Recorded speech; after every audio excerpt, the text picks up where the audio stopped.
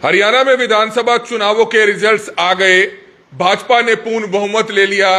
पूर्ण बहुमत के बाद जल्द ही अब भाजपा सरकार जो है अपनी बनाने जा रही है। हरियाणा में रिकॉर्ड जरूर टूटा है, क्योंकि पहली ऐसी सरकार है जो लगातार तीसरी बार जो है सरकार बना रही है। कांग्रेस की क्यों हार हुई, जहां कांग्रेस के नेता, कांग्रेस के तमाम कार्यकर्ता यह दावा कर रहे थे कि उनकी सरकार बनने जा रही है, लेकिन आखिरकार ऐसा क्या हुआ कि करनाल की लोकसभा में, करनाल और पानीपत में 9 विधानसभा में 9 की 9 विधानसभा भारतीय जनता पार्टी जीती। करनाल में एक भी सीट कांग्रेस नहीं जीत पाई। इस बारे में बातचीत करने के लिए करनाल से इस समय कांग्रेस की टिकट पर चुनाव लड़ चुकी सुमिता सिंह इस समय हमारे साथ मौजूद हैं, जो करनाल से पूर्व विधायक भी रह चुकी है। मैम, क्या कुछ बताना चाहेंगे? रिजल्ट हालांकि जो भी आए, परेशानी तो जरूर हुई होगी, एक दुख तो जरूर होता है कि इतना चुनाव लड़ा, सुबह 6 बजे से लेकर रात के 11 बजे तक प्रचार में लगे रहे, लेकिन फिर हार देखनी पड़ी। इस पर क्या कुछ कहना चाहेंगे?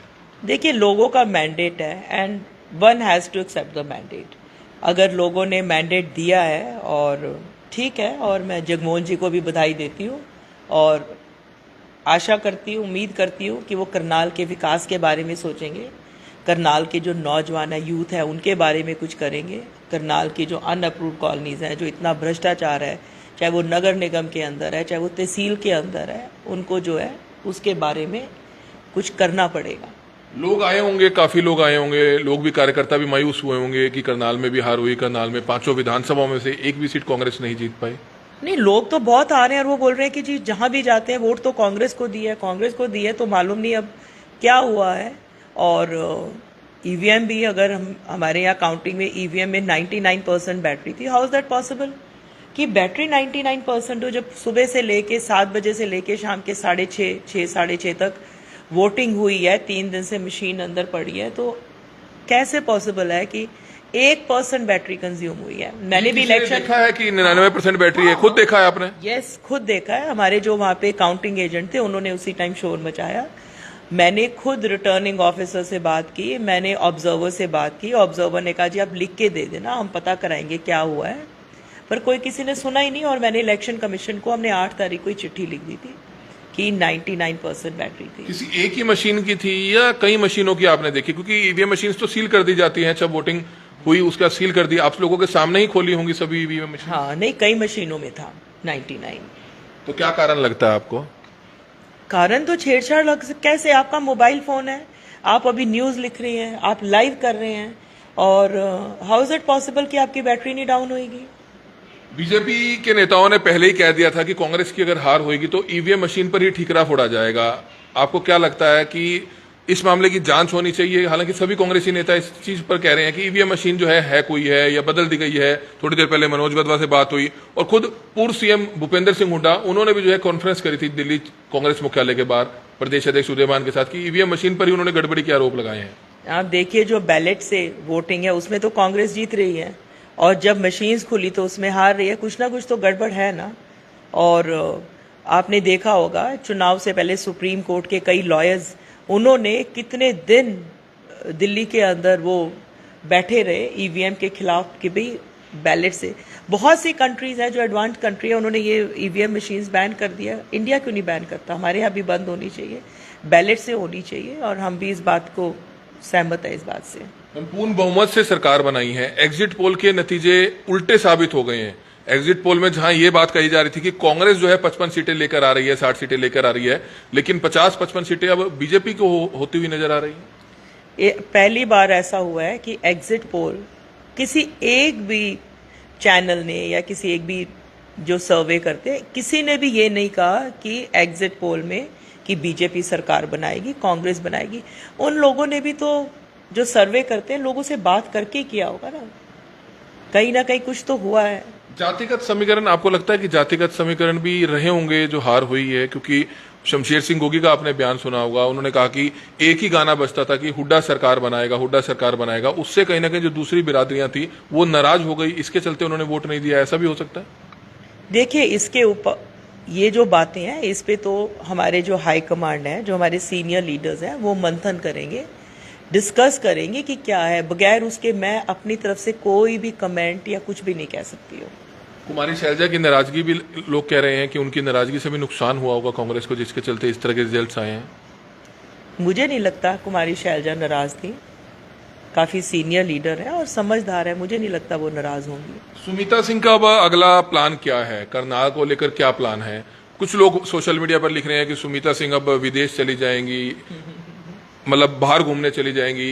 उस पर क्या कहना चाहेंगे, क्या जवाब देना चाहेंगे? देखिए, मेरे पास कल भी कुछ लोग आए, कहते जी शहर में चर्चा है विदेश चले गए, कोई बोलता है लंदन चले गए, कोई, मैं तो यहीं पर हूँ। और अगर आप कुछ दिन के लिए कहीं चले भी जाएं, क्या लोग जाते नहीं? आप नहीं जाते क्या कमल जी अपने परिवार के साथ कहीं? हर कोई जाता है, आपकी फैमिली है, आपका परिवार है, और बच्चों को मिलने मैं भी जाती हूँ। आपके बच्चे भी बाहर सेटल हैं, जा सकते हो तो? हाँ, नहीं, मेरी एक बेटी बॉम्बे में है, एक दिल्ली में है और एक लंदन में है, तो बच्चों को तो मिलने मैं जा सकती हूँ, इसमें क्या कसूर है? क्या मोदी जी बाहर विदेश नहीं जाते हैं? क्या जगमोहन आनंद जी बाहर नहीं जाते होंगे? मनोहर लाल खट्टर जी बाहर नहीं जाते हैं? सैनी साहब बाहर नहीं जाते? हर कोई, जहाँ तुम्हारा परिवार है, बच्चे हैं, हर कोई जाता है। मैं भी जाऊंगी मिलने, पर घर तो मेरा यही है, रहती तो मैं यही हूँ। बच्चों के पास आप कितने दिन जाते हो? और मेरा अगला करनाल की मैं आवाज़, करनाल में जहाँ भी कोई किसी के साथ कोई समस्या होगी, कोई भ्रष्टाचार होगा, कोई कानून व्यवस्था की बात होगी, विकास नहीं होगा, मैं अपने जो हमारे भाई हैं, जो हमारे साथ जुड़े हुए हैं, चाहे वो कांग्रेस के हैं, चाहे दूसरे हमारे करनाल का मेरा परिवार है, हम उन सब की आवाज़ उठाएंगे, मैं उनके साथ खड़ी रहूंगी। और जगमोहन जी से पूछना चाहूँगी कि आप 6 महीने के अंदर करनाल के लिए, मुझे कोई बोल रहा था उनका 20 साल का प्लान है, 20 साल किसने देखे हैं भाई? अगला पल नहीं पता। मैं ये पूछना चाहूँगी, आप आने वाले 6 महीने में करनाल के नौजवानों के लिए क्या कर रहे हो? करनाल के जो हमारी अनअप्रूव्ड कॉलोनीज़ हैं उनके लिए क्या कर रहे हो? जहाँ पे भ्रष्टाचार है, चाहे वो नगर निगम है, चाहे वो हमारा स्टेट ऑफिसर है हुडा के अंदर है, चाहे हमारा तहसील के अंदर है, इन सब के पटवार खाने में, इसके लिए आप क्या करने चाह रहे हो? क्या भ्रष्टाचार रोकोगे? कानून व्यवस्था को ठीक करोगे? क्या आपकी प्लानिंग है? मैं उनसे आज गए हैं जगमोहन आनंद जो करनाल से एमएलए हैं, एसडीएम के साथ जाकर अनाज मंडी में दौरा किया है, फसलें देखी हैं जो किसानों की कई कई दिन से पड़ी थी। मुझे ये बताइए, इन्हीं की सरकार थी अभी तक और अभी भी इनकी सरकार है। किसान की फसल 23 तारीख को बीजेपी की सरकार ने ये कहा था 23 तारीख को हम सरकारी बोली करेंगे। उसके बाद पहली तारीख हुई, 2 तारीख को, पहली या 2 को मैं भी मंडी गई थी। 1 हफ्ता हो गया था पहली को, किसान मुझे मिले जिनकी जीरी काली हो गई थी, सूखी जीरी थी, कोई उसमें मॉइस्चर नहीं था। क्या ये लोग सोए हुए थे? लोगों की इतनी जीरी और इतना नुकसान कर दिया इन्होंने। क्यों नहीं पहले शेलर वालों की कोई समस्या थी, केंद्र में इनकी सरकार, हरियाणा में इनकी सरकार है, क्यों नहीं इन्होंने सॉल्व की प्रॉब्लम? शेलर वालों की प्रॉब्लम सॉल्व करते, किसानों की सॉल्व करते, और सरकारी जो एजेंसी है, चाहे वो डीएफएससी है, चाहे वो हैफेड है, जो भी महकमे जो जीरी खरीदता है, उनको जाना चाहिए था वहां पर। इतना लेट कर दिया। आज तो मेरे ख्याल से 11 तारीख है और 23 तारीख, 22 तारीख, 12-13 दिन हो गए लोगों की फसल मंडी में पड़े हुए। ये दौरा करने से क्या होता है? एकदम से फसल इनकी उठनी 8 तारीख को इनको चाहिए था, जब इनका आगे तो 8 को इनको चाहिए था। इन्होंने सोचा ही नहीं किसानों के बारे में। 3 दिन के बाद किसानों की फसल तो, बारिश हो गई, कुछ हो गया, खत्म हो जाती है। कांग्रेस का संगठन का ना होना, मैम, आपको लगता है कि होना चाहिए था? संगठन होना बहुत जरूरी है, लेकिन 11 साल हो चुके हैं, कई प्रदेश अध्यक्ष बदले गए, लेकिन आज तक कांग्रेस संगठन नहीं बना पाई है। इसका मेन कारण समझते हैं आप रहा होगा जरूर? देखिए, संगठन बहुत जरूरी है और हमें भी चुनाव के अंदर इस चीज की कमी महसूस हुई है। हर वार्ड में, हर बूथ पे अगर हमारी कमेटी होए, बूथ कमेटी होए, वार्ड कमेटी होए, उसके नीचे उनके अपने होए, कार्यकर्ता होए, मेंबर्स होए, डिस्ट्रिक्ट प्रेसिडेंट हुए, सिटी प्रेसिडेंट हुए, ये सारा हुए तो उसका तो फायदा तो होता ही है ना। इस चीज़ का हमें नुकसान तो है ही है। और आपके माध्यम से मैं अपने हाई कमांड, जो भी हमारे नेता हैं, उनको कहूँगी कि जल्द से जल्द कृपा करके अब आप देरी मत करें, संगठन जो है बहुत जल्द आप संगठन तैयार कर दें। आपके चुनाव में कांग्रेस के तमाम नेताओं ने साथ दिया पूरा, कोई किसी तरह का भीतरघात तो नहीं हुआ? क्योंकि इस तरह की चर्चाएं भी चल रही हैं कि किसी कांग्रेसी नेता ने साथ नहीं दिया, फलाने ने दिया, एक दूसरे अपनी नाराजगी जाहिर कर रहे हैं, सभी साथ मिलकर रहे, ऐसा रहा? नहीं, मैं किसी के ऊपर दोष नहीं दूंगी और सभी ने साथ दिया, कोई भीतरघात नहीं हुआ। और जितने भी हमारे एमसीज आए साथ में, अभी सभी ने मेरा साथ दिया।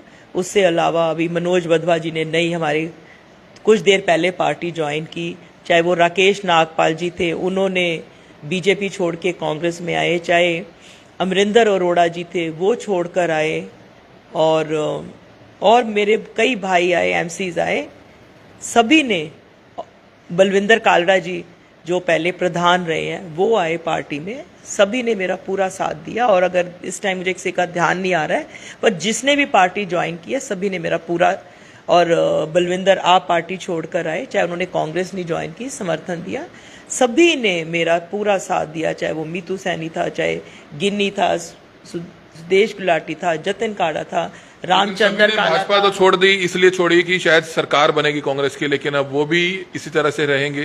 क्या आपको लगता है कि अब मेयर चुनाव आने वाला है, कांग्रेस सीट निकाल पाएगी करनाल से मेयर चुनाव की? भाजपा दावा कर रही है कि उन्हीं का मेयर बनेगा। देखिए, चुनाव आएगा, जो भी हमारी पार्टी से खड़ा होगा पार्टी टिकट देगी, अगर नहीं भी होगा कांग्रेस माइंडेड होंगे, हम पूरी टीम हमारी, हम पूरा जो भी भाई हमारा मेयर में होगा और जो भी एमसी में होगा, हम सबकी पूरी मदद करेंगे और उनका साथ देंगे। तो बिल्कुल आप देख सकते हैं इस समय सुबीता सिंह जो है वो इस समय हमारे साथ जुड़ रही थी लाइव, जो है आप इस समय लाइव वीडियो देख सकते हैं।